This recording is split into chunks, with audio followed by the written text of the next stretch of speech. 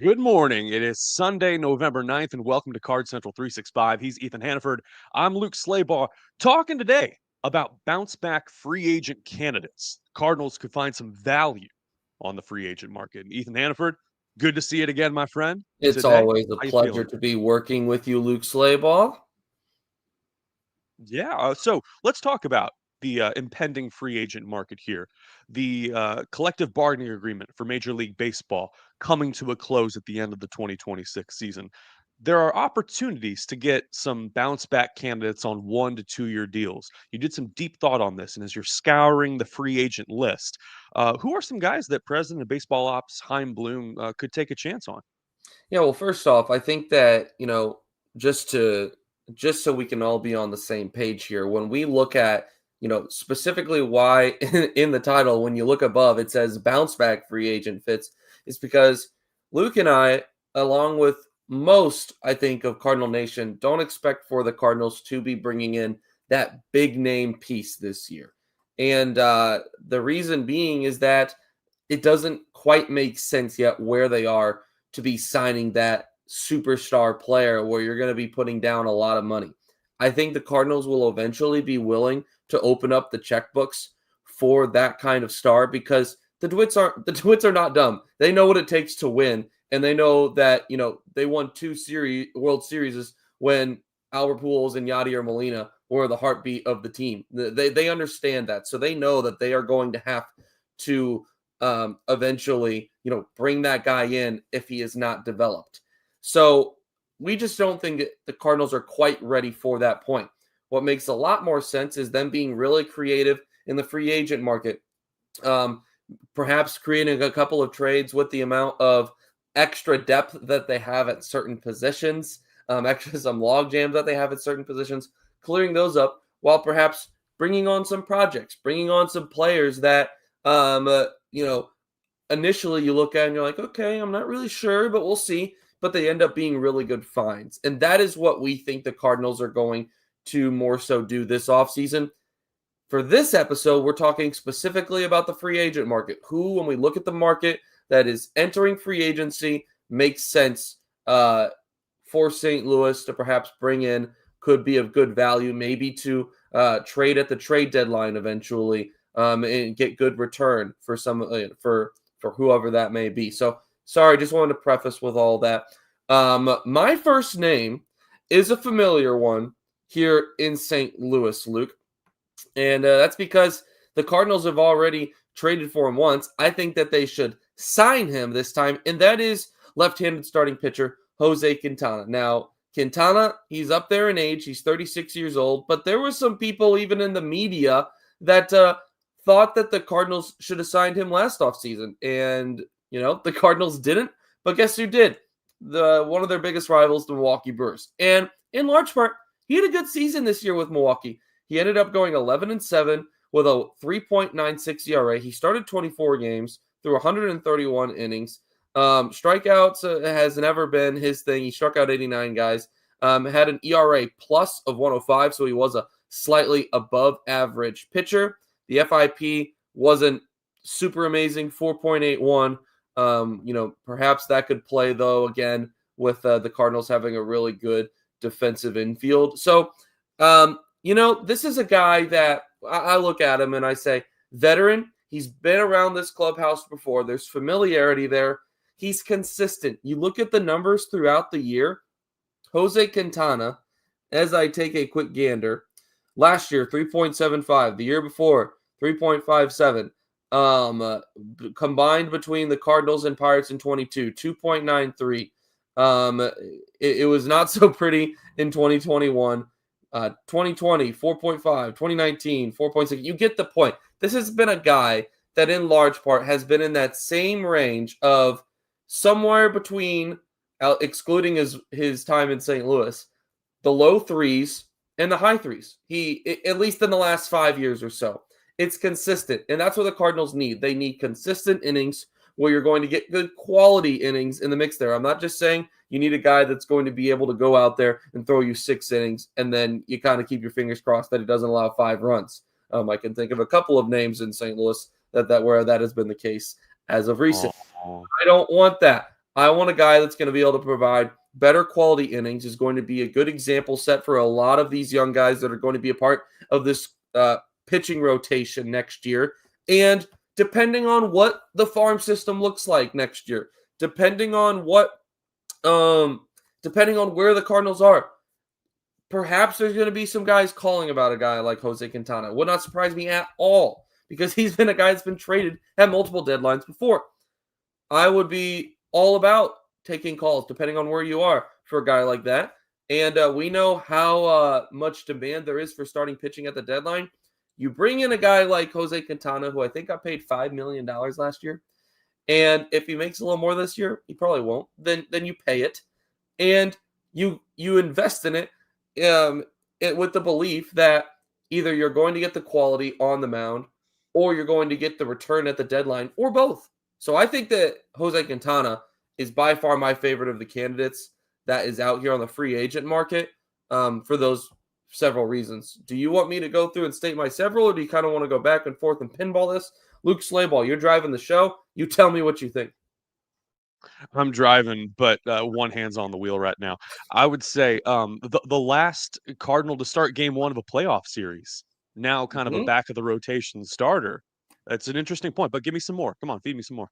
Yeah, so so something that you'll notice as I go through my list is that there are only pitchers on here. There are no fielders on this list. And the reason being, and maybe this will be different if the Cardinals are to clear out some of these pieces. Maybe there will be more of a need to where you could bring someone on that could maybe be a fringe starter, but is more likely being a utility / bench bat for this team. Maybe there is someone out there. I did not include that in my list today. I focused on pitching, because when you look at this,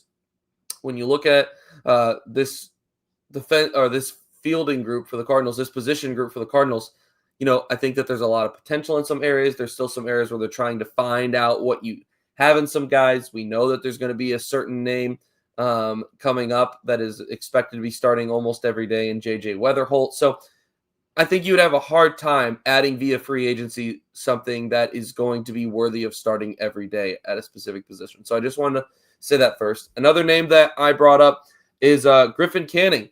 Griffin Canning, 29 years old, most recently pitched for the New York Mets. Prior to that, had spent his first 5 major league seasons with the Los Angeles Angels of Anaheim. And you look at his numbers. This is a guy that career-wise, in large part, has been a mid-4 ERA pitcher. He experienced a career best year in 2025, where he had a 3.77 ERA. He only threw 76 innings, so I think he did mix some time in the bullpen as well. No, I lied. That was a complete lie. He started 16 games this year. All of 16 of that was all of his Don't lie appearances. to So me. I lied to you for a second, but I corrected it. His ERA plus was 107, FIP 4.04. So Griffin Canning is another guy that intrigues me. I imagine there's probably going to be some interest in a guy like him, but I think could be a good addition. Relatively young, and yeah, I don't have anything groundbreaking for him except for he's coming off of a career best year. He's pitched with a ball club that, at least to a certain extent, knows how to win, or should I say, has a lot of players that have won before with the New York Mets. I know they didn't do as much winning as they wanted to this year. Griffin Canning could be an interesting guy to take on, and could end up being you look at Griffin Canning, and it feels like to me he's the definition of a number 3 or a number 4 starter. Probably number 4. He's going to be consistent. He's going to provide you 5 innings every time out, and what you get from him is what you're going to get from him. So I think Griffin Canning would also be an interesting option as well, a little bit younger. On the bullpen side, I have a couple of names. The first one is another familiar one. It's Phil Maton. Phil Maton was very good for the Cardinals this year when he was wearing that Cardinal red.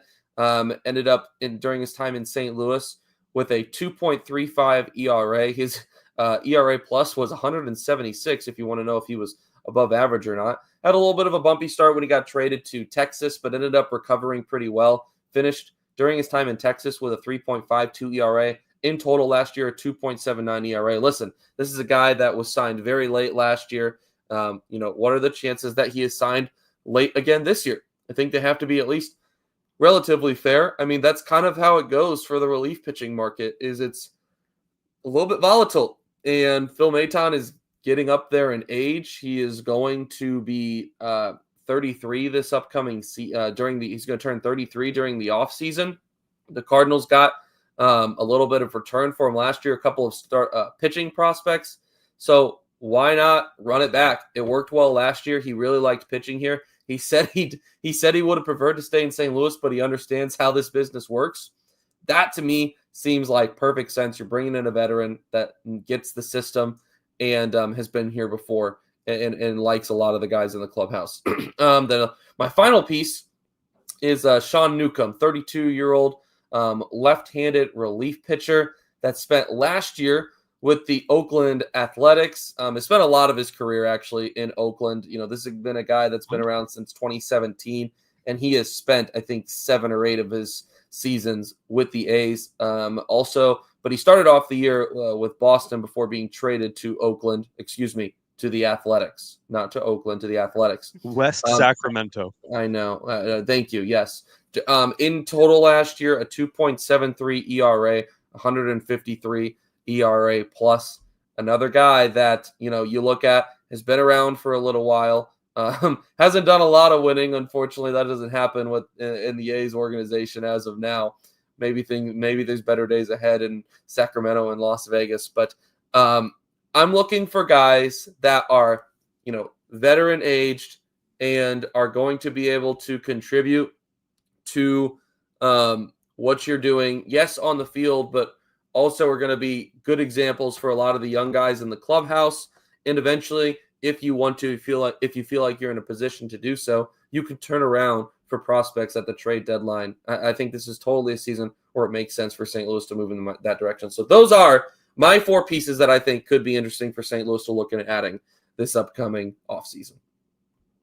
Well researched, and I have a couple of thoughts. One, the Griffin Canning scenario brings up a really good point to preface this discussion with, is that we are not Chaim Bloom, and we are not in the Cardinals Correct. front office, nor do we aspire to. With Canning in particular, you got to worry about the Achilles tear that ended his season. And in fact, it was just a couple days after Tyrese Halliburton had his non-contact Achilles tear in the NBA Finals. And Ron Darling on the Mets broadcast made that exact comparison because it was like trying to pivot to field a slow tapper ground ball up the middle. So evaluating medical records is going to be absolutely crucial Great when it comes pushback. to Great pushback. No, I'm just saying like that's going to be part of it. And some of my pieces as well that I've brought up have dealt with injury history. One piece that I have here, one player, they're not assets, they're players, they're humans, is right-hander Zach Eflin, who at his best has been a fringe number 2 starter when he was with the Rays, when he was with the Phillies, and when he was most recently with Baltimore. This season dealt with a lot of lower back injuries and a right shoulder strain, but had back surgery in August. And so, in terms of medical records and evaluations, I can't speak to that. I know what he was before injury, and I knew what type of guy he was in the clubhouse up there in Baltimore. I know he would be a good fit for the Cardinals clubhouse, and I think his stuff plays well in Busch Stadium, just given the lack of home runs that are usually given up there by right-handed starters. But it's one of those things where he was on pace with this lower back pain to like match Burt Blyleven's, home run record, against. So that's a really good point that I think we should talk about when it comes to injury bounce back candidates and players like that. We don't know what the eval is going to be, even with someone like a Max Scherzer, who's going to go into an age 42 season. Like there's a lot of tread on the tires. So these are good points to bring up as well. We're also going to give a big shout out to DraftKings. Oh, yeah. Yes. On a Sunday. Gambling problem? Call Ethan Hannaford. The wait's almost over. DK Sportsbook is America's top-rated sportsbook app. It's coming soon to the Show Me State. New Missouri customers can download the DraftKings Sportsbook app today, and when they go live, place just a $5 bet to unlock $300 in bonus bets. Starting November 17th, that is 8 days away. You can create your DraftKings Sportsbook account in Missouri and get ready for launch day on December 1. DraftKings Sportsbook brings everything you need to elevate your game day, including live and game betting, lightning fast payouts, and endless ways to get in on the action, all right from your phone. And when they go live in Missouri, you'll be betting with the Sportsbook app trusted by millions. Safe, secure, and with fast money withdrawals. Download the DraftKings Sportsbook app now and grab $300 in bonus bets with just a $5 bet when they go live December 1. In partnership with DraftKings Sportsbook, the crown is yours. Let me play that jingle. Gambling problem? Call 1-800-GAMBLER. 21 and over. Physically present in Missouri. Eligibility restrictions apply. Bonus bets expire 7 days after issuance. Excludes customers who redeem pre-launch sign-up offer. Terms at sportsbook.draftkings.com/promos. Big caveat to all this here on Card Central 365 today is that, as we mentioned at the top, the Cardinals are not going out and getting Kyle Tucker. They are not getting Kyle Schwarber. They will not get Dylan Cease, right-hander, probably the best free agent starting pitcher, or Framber Valdez, if you even wanted him. And I'll push back again, respectfully, with love to Ethan Hannaford, that the Cardinals should do their due diligence on position players in the market.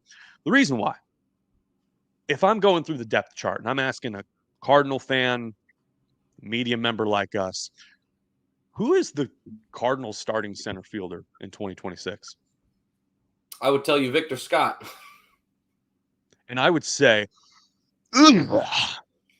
Victor Scott may one day turn into a great player and a great, multiple tool player. A guy OPSing 600, age 24, 25 season. There is a lot of development left to be done. We don't know what's going to happen with Jordan Walker and his development and where they play him at the start of 2026. Michael Ciani just claimed off waivers by the Braves. He wasn't seeing too much playing time last year as well. And I would take a flyer on one of several center field candidates just for the consistency, the depth, and a potential flip candidate. And I would start with Cedric Mullins. Just turned 31, another Baltimore player. And at the start of 2025, was anchoring that offense. He pretty much was their offense. Between March and April, hit 6 home runs, was batting 278. And he's a guy that you can hit leadoff.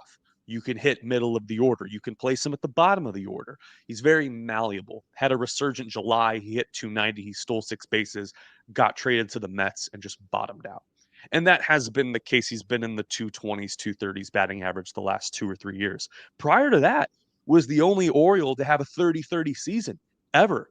And that's no slouch of a franchise. You go back to the 70s and 80s and Earl Weaver and Jim Palmer and even, before that with Brooks Robinson and, Cal Ripken and those guys. Like he's the guy. He's the center fielder there, probably one of the best in their history. He's 31. And there's a bit of a Jim Edmonds thing going on here, too. The advanced defensive analytics aren't like super salivating, over him. However, he does have a knack for the spectacular, the over the shoulder catches, the backwards diving catches, the wall climbs, those short fly balls that maybe you don't have to dive for, but you do anyway. That's kind of what he brings. This is probably a great bounce back candidate to put in the middle of the order with some consistency. Give him regular at bats, have him mesh into the clubhouse.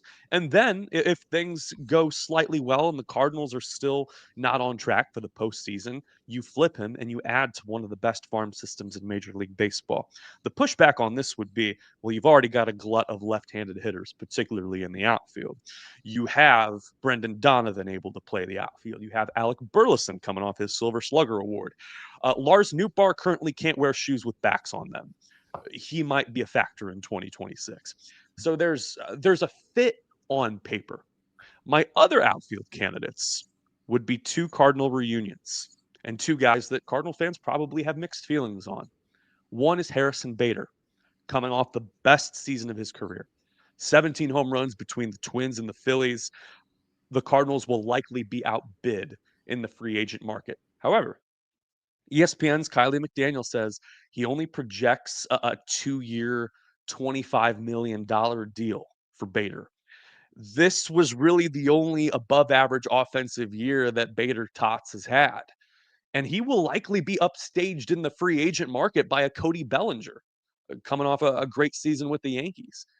There might be a fit for a reunion there and a good right-handed bat who brings defense, speed, and a little bit of pop to the Cardinal outfield. Cardinal Nation loved Bader because he hustled, because, he wasn't afraid to play with his hair down and get a little bit dirty. If he can show more consistency in the lineup, would love that. And my other outfield candidate would be Lane Thomas.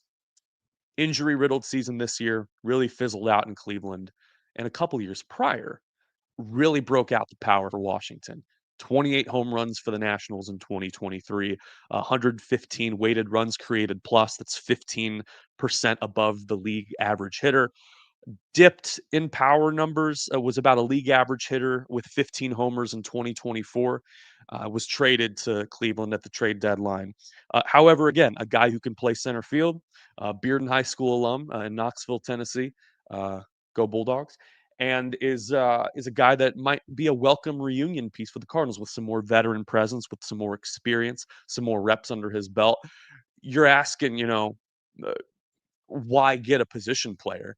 It's because you need to solidify up the middle. I don't think Victor Scott is the answer right now. Your thoughts? Um, I don't entirely disagree. I think that Lane Thomas intrigues me the most out of all of them, not because I think he is necessarily the best player out of all of them, but rather I think that demand-wise, what you expect from him, it creates healthy competition. It's a guy that has been here before and has done it. He figured it out, put it together in Washington. Feels like he had started to put it together in St. Louis, but never really entirely got to that point. Had the opportunity, so I think Lane Thomas would be interesting. Excuse me. I don't entirely disagree with where you're at on Victor Scott. You need to solidify up the middle. I guess my only pushback would be is if you don't expect to be a playoff team this year, why would you not continue to give Victor Scott, very defensively talented outfielder, continued reps and opportunity almost every day to get better at the plate? Why would you not?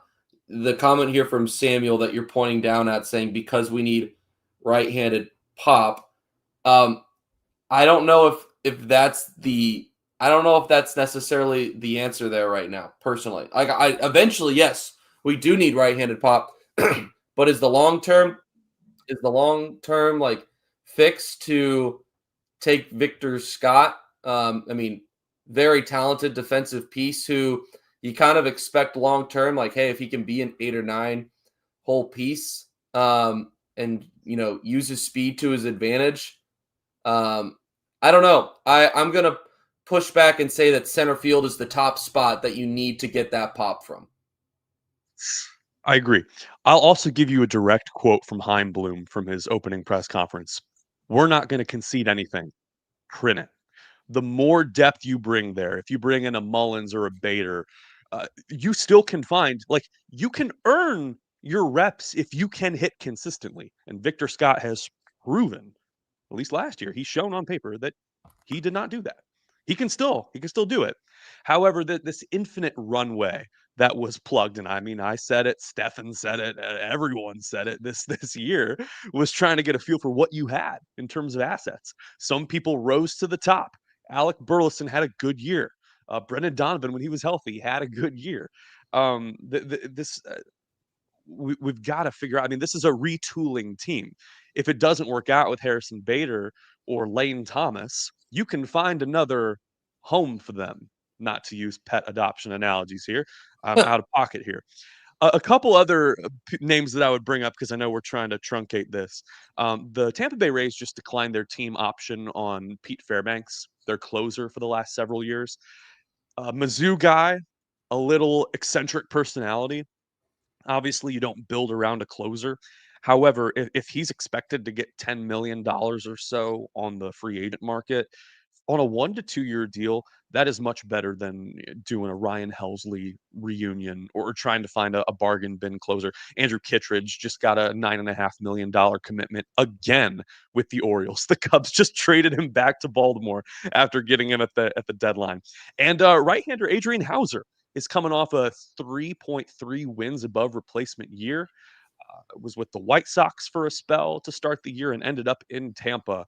He's from Ryan Helsley's hometown of Tahlequah, Oklahoma, played at Locust Grove, was a guest of mine back on my own podcast about 4 years ago. Salt of the earth human being, would be a great mid-rotation starter with some good breaking stuff. That would be a good fit. Again, we're talking 1 to 2 years because who knows what baseball looks like after this Yeah. CBA. Yeah, no, I have no pushback against any of your pitching options. I guess the only question would be is how far are the Cardinals willing to go to bring in some of these guys? What are they willing to pay? I don't know what exactly the pay situation is going to be like this upcoming offseason. They're going to have to spend at some point, but what are they willing to spend on via the market? I'm very curious what flexibility Chaim Bloom is going to have with the upcoming CBA situation occurring.